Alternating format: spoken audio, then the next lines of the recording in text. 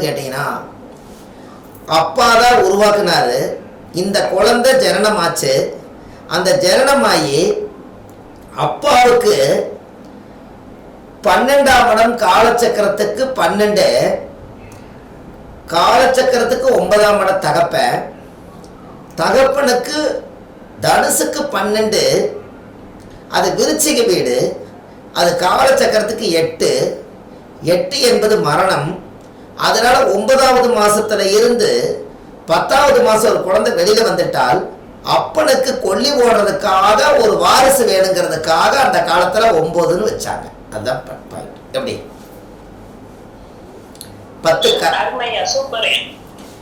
10ஆம் பாவ கர்மான்னு வச்சது, கர்மஸ்தானம்னு வச்சது காரணமே 9 யாராவது ஜாதகத்துல 9 குடைவர் 10ல இருந்தா,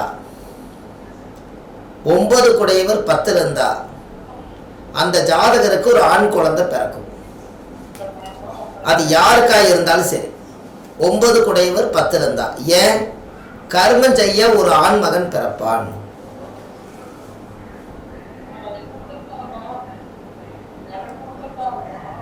அப்போ 9ஆம் இடம் என்பது தகப்பஸ்தானம். 9 குடைவர் 10ல இருந்தா தகப்பனுக்கு கர்மஸ்தானம் 10. அதனாலதான் 9 தர்மம் 10 கர்மன்னு ஏன் வச்சாங்கன்னா அப்பனுக்கு கொல்லி கூட ஒரு மகன் பிறப்பாங்கிறதா கர்மஸ்தானம் வச்சாங்க. அப்போ இந்த ஜாதகருக்கு அந்த காலத்துல கர்மஸ்தானம்னு வச்சது காரணமே அந்த காலத்துல வாரிசு இல்லைன்னா கொல்லி போடுறதுக்கு சொத்து எல்லாம் போயிருங்கிறக்காக, வாரிசுகள் வேணுங்கிறக்காக 9 குடைவருக்கு அடுத்தது 10ன்னு வச்சது காரணமே. ஒரு குழந்தை அப்பனை ஆயாச்சுன்னு சொன்னால் இந்த அப்பனை கடைசியில் சுடுகாடு கொண்டு போய் சேர்த்தும் போது கொல்லி வச்சே தீர்வாங்கிறதுக்கு காரணமே. இந்த 9க்கு அப்புறம் 10 வச்சது காரணமே. 10ஆம் இடம் என்பது சுடுகாடுன்னு சொன்னீங்க, மகரம் என்பது சுடுகாடுன்னீங்க. இங்கே தான் சுடுகாட்டில் கொண்டு போய்த்தான் அப்பாவுக்கு தகனம் பண்ணுறதுக்காக கர்மான்னு பேர் வச்சிருக்காங்க. எப்படி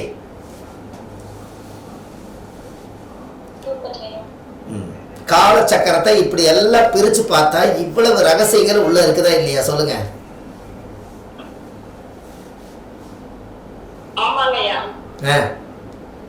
நீங்க அதுக்குள்ளேயே இருக்கணும். அந்த காலச்சக்கரத்துக்குள்ளேயே இருந்தால் நம்ம நிறைய விஷயங்களை எடுத்துக்கிட்டே இருக்கலாம். அந்த 9ஆம் இடம் என்பது அந்த ஸ்தானம் தான். ஏன் ஒரு தாயுடைய கற்பத்தில் 10ஆம் இடம் என்பது காலச்சக்கரத்துக்கு 10 யாரோட வீடு?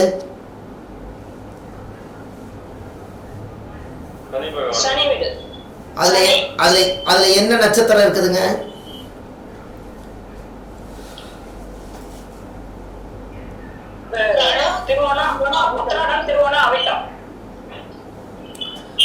உத்திராடம், திருவோணம், அவிட்டம்.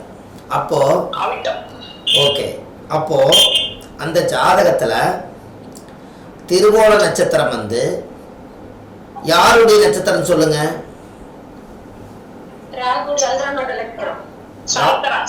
சந்திரனுடைய நட்சத்திரம். அப்ப தாயுடைய நட்சத்திரம்.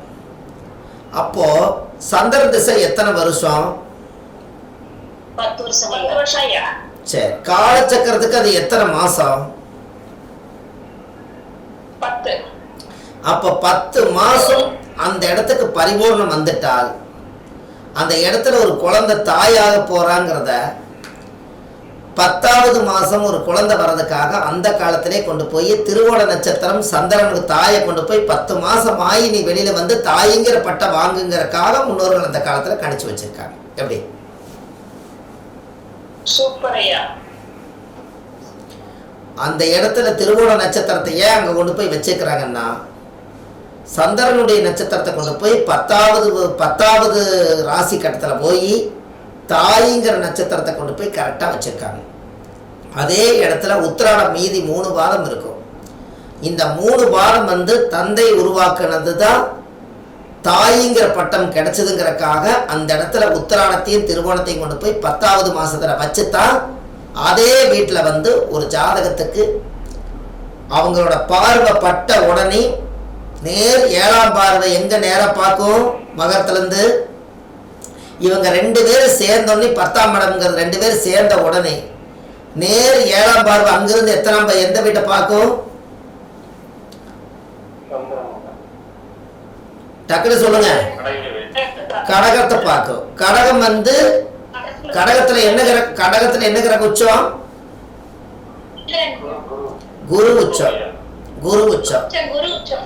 அதனால 10 மாசம் ஆனே குருங்கிற உச்சம் குழந்தை பிறந்துருது. அதைத்தான் அது சொல்ல வருது. எப்படி?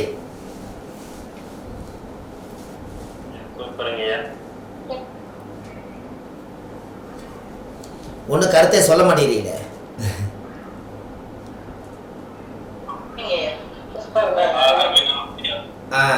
இதெல்லாம் காலச்சக்கரத்துக்குள்ள எப்படி இருக்குது பாத்தீங்களா? மகரம் என்பது 10வது வீடு. அது தாயாகக்கூடிய இடம், தந்தை உருவாக்கின இடம். ஆணும் பெண்ணும் சேர்ந்து 10ஆம் இட கர்மம் பண்ணுறதுக்காக ஒரு ஆண் குழந்தை கொல்லி வைக்கிறதுக்கு வேணுங்கிறதுக்காக அதுக்கு நேர் 7ஆம் பார்வை குரு உச்சமாகி தன் 10ஆம் வீட்டை பார்த்ததுனால அந்த காலச்சக்கரத்துக்கு 4ஆம் இடம் என்பது தாய்க்கு குரு உச்சமானதுனால தாய்ங்கிற பட்டமாகவும், இவங்க 2 பேரும் சேர்ந்ததுனால அந்த குழந்தைக்காக வாழ்ந்தாங்கங்கிற பேராகவும் எல்லாமே மகர ராசியில கொண்டு போய் வச்சிருக்காங்க. அப்போ அந்த வீடு என்ன வீடு? மகர வீடு. மகரம் யாருடைய வீடு? கர்ம வீடு. அப்ப கர்மாங்கிறது யாரு? 10ஆம் பாவம். அதுல யாரு இருக்கா? சனி பகவான் இருக்கார். எந்த கிரக நேசம்? குரு நேசம். அப்போ காலச்சக்கரத்துக்கு 9 12 குடைவர் அங்கே போய் நீசமானதுனால தான் அந்த ஜாதகத்துக்கு பூர்வ புண்ணிய ஸ்தானத்திலேயே அப்பாவும் 12ஆம் இடம் என்பது ரெண்டும் அந்த ஜாதகத்தில் நீசமாகும் போது சனி வீடு கர்மா. இந்த சனி என்பது தோஷமான இடமா இருக்கிறதுனால அந்த இடத்துல எந்த கிரகமே போய் குடியிருக்க மாட்டேன்ட்டாங்க.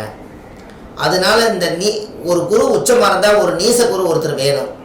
அப்போ அந்த நீசத்தை கொண்டு போய் எந்த ராசியில் வைக்கலான்னு பார்த்தா சேரும் சகதியும் முதலையும் இருக்கிற இடத்துல கொண்டு போய் குருவை தள்ளிடலான்னு அந்த காலத்திலேயே குருவை கொண்டு போய் மகரத்தில் கொண்டு போய் நீசமாக்கி காலச்சக்கரத்துக்கு தாய்ங்கிற கடகம் கௌரவமான இடத்த கொண்டு போய் குருவை உச்சமாக்கி வச்சு அன்னைக்கே இந்த காலச்சக்கரத்தை விரிவாக்கமாக இதை சொல்லியிருக்காங்க. எப்படி?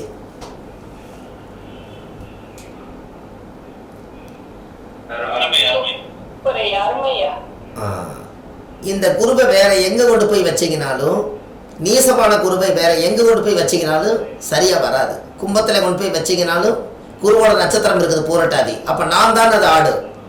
தனுசில் கொண்டு போய் வைக்கலாமான்னு நினைச்சா இந்த குரு அவரோட சொந்த வீடு.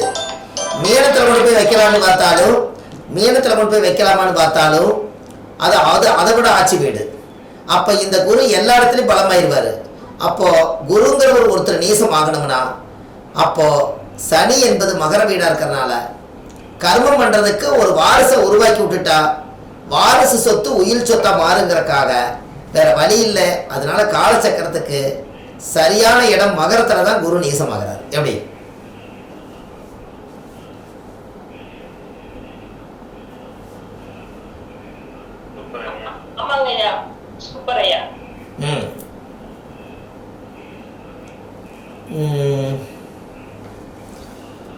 இந்த அந்த 10ஆம் இடம் என்பது அந்த குழந்தை வெளியில வர்றதுக்காக அந்த அந்த குருங்கிற இடத்துல கூவை அங்க 10ஆம் இடத்துல குரு அப்படிங்கிற இடத்துல அந்த கூவை காவா மாத்துனீங்கன்னா என்னவா வரும்?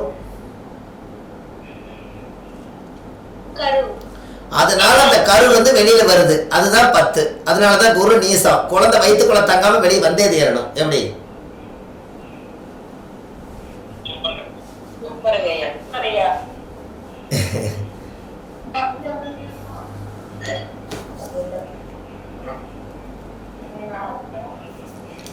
அந்த கரு உருவாகி 10 மாசமானா அந்த கரு வெளி வந்தே ஆகணுங்கிறதுக்கு தான் அந்த குருங்கிறத கருன்னு வச்சாங்க. ஒரு நிமிஷம். அம்மா வணக்கங்கம்மா. இருங்கம்மா. இல்லைங்கம்மா ஜோதிட வகுப்பு கிளாஸுங்கம்மா. திங்கக்கிழமையான போகுங்க. இல்லை அப்படியெல்லாம் ஒன்றும் இல்லைங்கம்மா. நான் உங்களுக்கு நம்பர் எல்லாமே காலையில் மெசேஜ் பண்ணி விட்றேங்கம்மா. ஒரு 7 மணிக்கெல்லாம். ஓ ஆமாம்மாங்க. அந்த அந்த அந்த ஊருக்கு பாதிராத்திரி.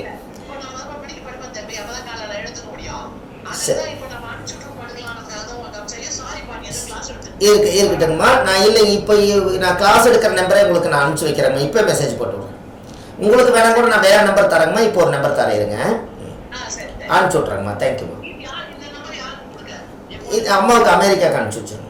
அதை அனுப்பிட்டு படுத்து சொன்னா ஏன்னா நான் கொஞ்சம் ஃப்ரீ ஆயிடுவேன். இது இது இது இதை ஒரு இதை இதை ஒரு நிமிஷத்தில் அனுப்பிச்சிடுங்க. தேங்க்யூ. கிளாஸ் எடுக்கிற சாரி பையன் தெரியலப்பா எனக்கு. இல்லை இல்லை பரவாயில்லைங்கம்மா, நன்றிங்கம்மா, வணக்கம். நான் நீங்க வீட்ல இருப்பீங்க. சரி இல்லைங்கம்மா, எங்களுக்கு ஞாயிற்றுக்கிழமைங்க கூட விடுமுறை இல்லைங்கம்மா, எங்கள் வாழ்க்கை. வைக்கிறேங்கம்மா, நன்றிங்க. ஆமாங்க ஆமாம். சரி ஆமாங்கம்மா ஆமாங்கம்மா. நன்றி நன்றிங்கம்மா, வணக்கம். சரிங்கம்மா, இதை இப்போ ஒரு நிமிஷம் அனுப்புகிறேன். நன்றிங்கம்மா, வணக்கம். வணக்கம். இங்கே பாருங்கள், அந்த அம்மா 90 வயசு எப்படி பேசுகிறாங்க பார்த்தீங்களா? அப்போ ஆரம்பத்தில் எப்படி பேசுவாங்க? 90 வயசு எப்படி பேசுகிறாங்க பார்த்தீங்களா? என்னங்கம்மா? 90 வயசு, அவங்களுக்கு 90 வயசு. நம்ம ஆதிகால பரிகார புக்க பூராமே படிச்சுட்டாங்களாம்மா. 2வது பாகம் இருக்கான்னு கேட்குறாங்க.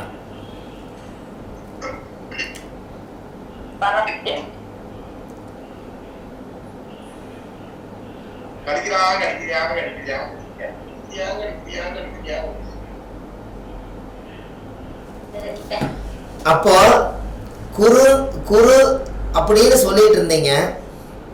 குருன்னா குழந்தை. குருவுக்கு முன்னாடி குழந்தை வெளியே வரக்கு முன்னாடி குருவுக்கு முன்னாடி அது கரு, அப்புறம் தான் குரு.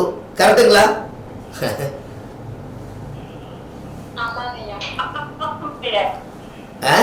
குரு இன்னைக்கு சொல்லிக்கலாம், ஆனா 10 மாசத்துக்கு முன்னாடி அது கரு, 10 மாசத்துக்கு அப்புறம் அது குரு. அப்படித்தாங்களா இல்ல மாறி வருதா?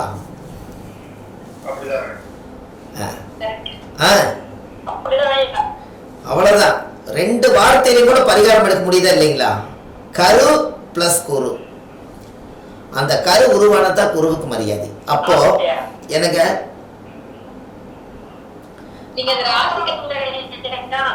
அம்மா சொல்லுங்க.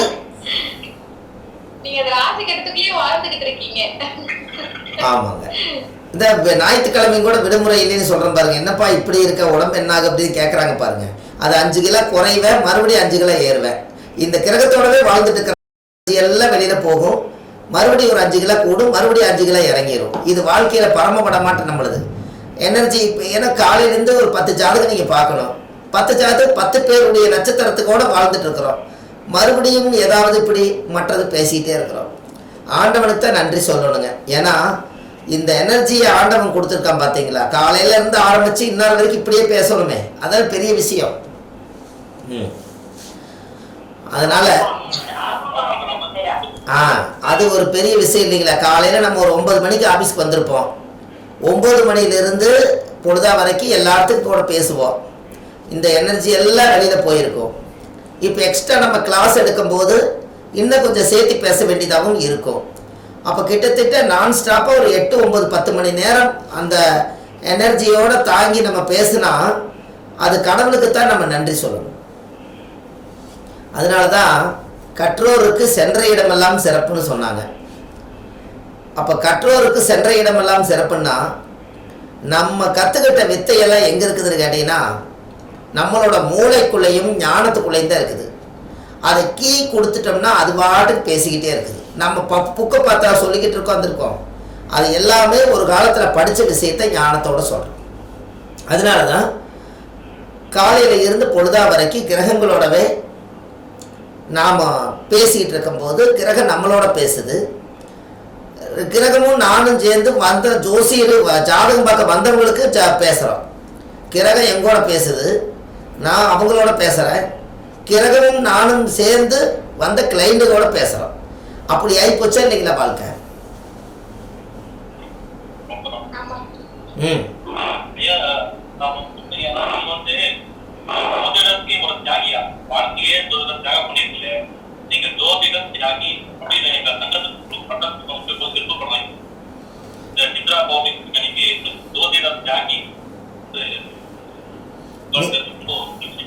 சந்தோஷம். நீங்க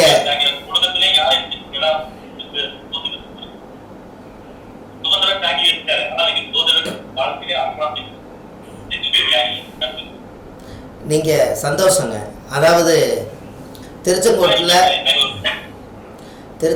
10 வருஷம் 8 வருஷம் கொரோனா வரக்கு முன்னாடியே நீங்கள் நம்ம விசிட்டிங் கார்டு, நம்மளோட விஞ்ஞான ஜோதிட ஆலோசனை மையம் எங்கெல்லாம் பேசுகிறோமோ எங்கெல்லாம் நம்மளோடது பார்த்தீங்கன்னா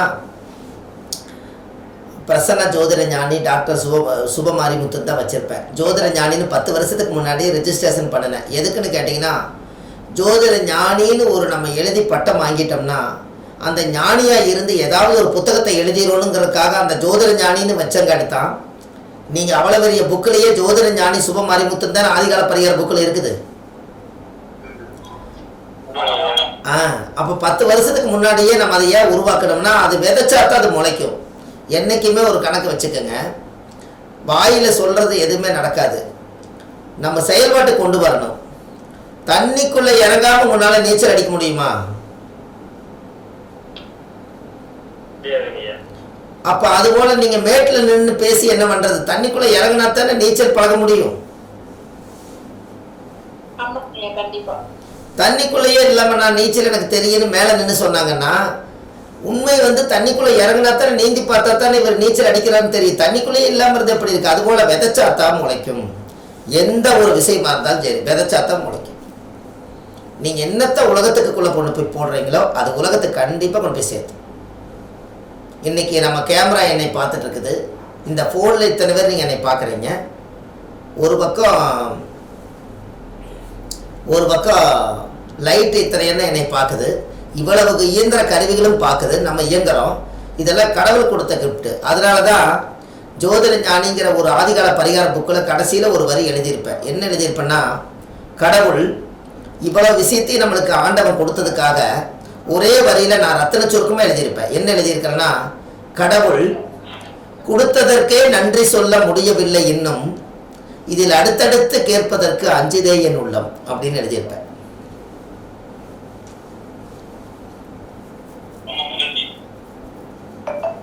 இப்போ புரியுதுங்களா? அதனால நீங்களும் இந்த ஜோதிடத்தில் ஒரு நாளைக்கு உங்களுக்கு என்ன சொல்லி கொடுக்க போறேன்னா, ஆதிகால பரிகாரத்தோட காலச்சக்கரத்தினுடைய ரகசியத்தையும், ஆதிகால பரிகாரம் 1700 பரிகாரத்தையும், அது இல்லாமல் தாம்பூல பிரசன்னம் எப்படி பார்ப்பது, சோழி பிரசனம் எப்படி பார்ப்பது, அஷ்டமங்கல பிரசனம் எப்படி பார்ப்பது, ஜோதிடத்தினுடைய 9 திசைக்கு 981 திசாபுத்திக்கு என்ன பலன் எப்படி எடுப்பது,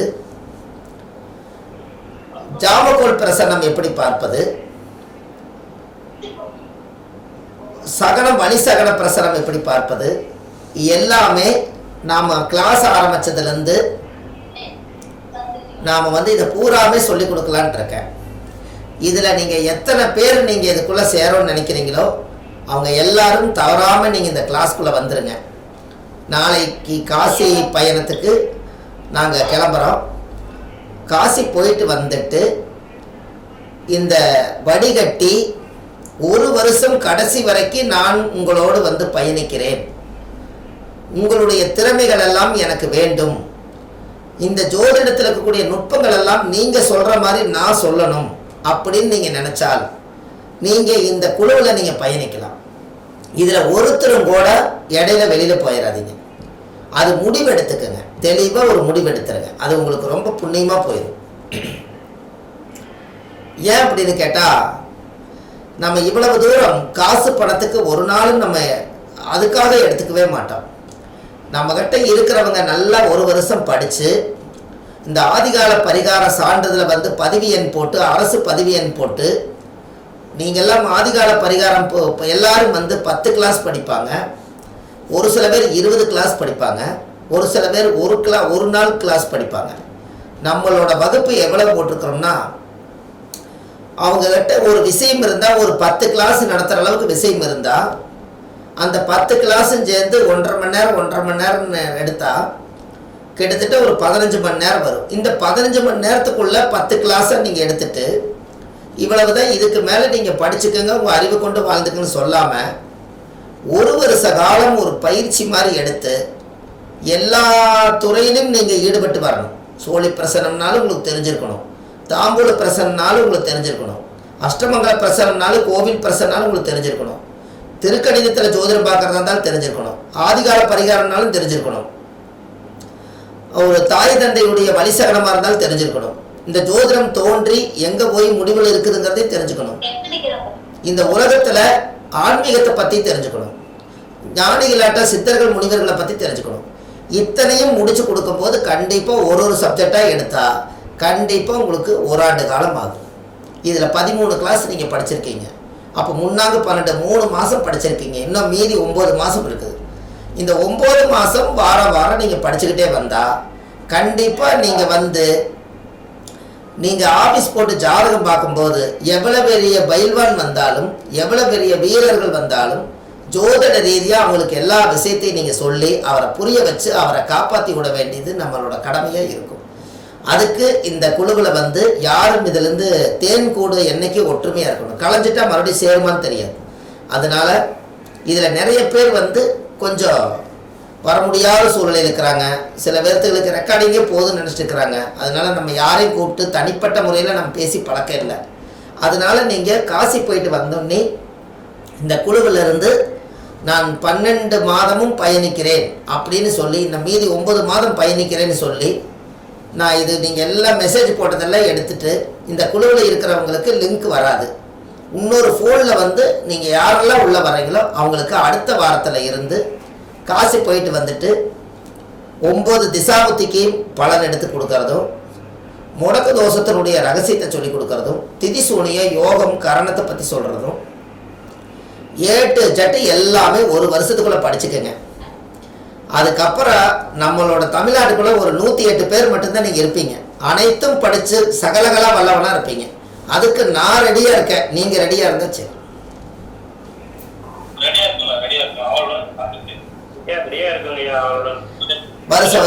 மாசம் ஏதாவது ஒரு கோவிலுக்கு நம்ம போகிறது. என்னங்கம்மா?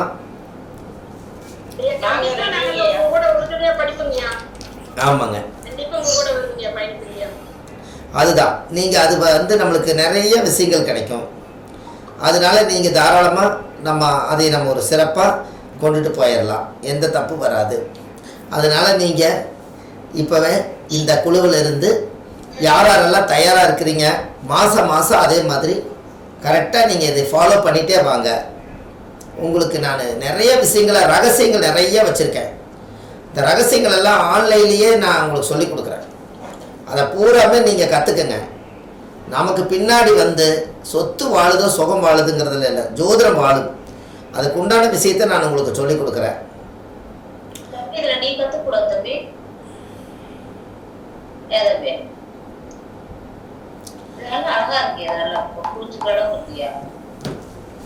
சரி, ரொம்ப சந்தோஷம். இந்த நாளைக்கு நாங்கள் காசி கிளம்புறோம். காசியில் நீங்கள் எல்லோரும் நல்லா இருக்கணும்னு நான் பிரார்த்தனை பண்ணிட்டு வர்றேன். காசி விஸ்வநாதர் கோயில், அன்னபூரணி தாய், காலபைரவர், ஆஞ்சநேயர்,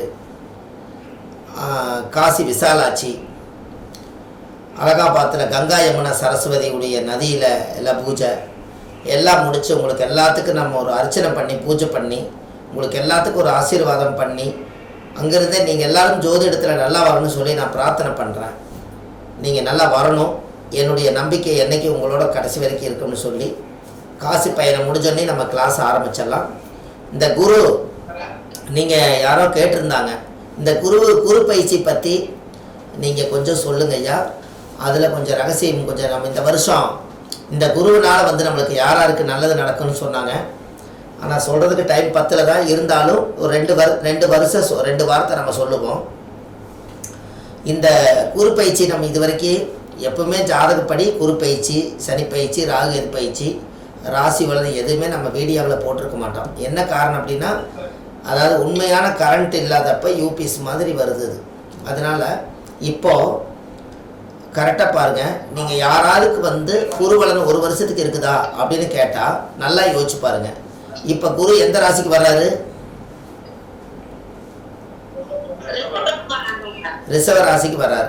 1 வருஷத்துக்குள்ள ஒரு குருபலன் நடக்குங்கிறத விட கொஞ்சம் டெப்த்தாக உள்ளே போய் சொல்லுங்கள். கார்த்திகை நட்சத்திரத்தில் முதல் 4 மாதம் இருப்பார். அப்போ 5ஆம் பார்வை ரைட்டாக எங்கே வரும்? கரெக்டாக கண்ணியில் வரும். 7ஆம் பார்வை விருச்சிகத்துக்கு வரும். 9ஆம் பார்வை மகரத்துக்கு வரும். இதுல முதல் நட்சத்திரம் எது இருக்குதோ அவங்களுக்கு மட்டும்தான் 4 மாச குருபலன். கரெக்டா? 4, 8, 12 3 நட்சத்திரம் தான் இருக்குது. முன்னாங்க 12 மாசத்துல அடுத்த குரு அடுத்த வீட்டுக்கு போயிடுவார். அப்ப கார்த்திகை நட்சத்திரத்துல முதல்ல ஏறி உட்கார்ந்துட்டாருன்னா ஜென்ம குரு யாருக்குன்னு கேட்டீங்கன்னா கார்த்திகை நட்சத்திரக்காருக்கு 4 மாசத்து ஜென்ம குரு. ஆனா பார்வை குரு பார்த்தா கோடி புண்ணின்னு சொன்னீங்க பார்த்தீங்களா, அது 4 மாசத்துக்கு அஸ்த நட்சத்திரக்காரர்களுக்கும் அதுக்கு அடுத்தது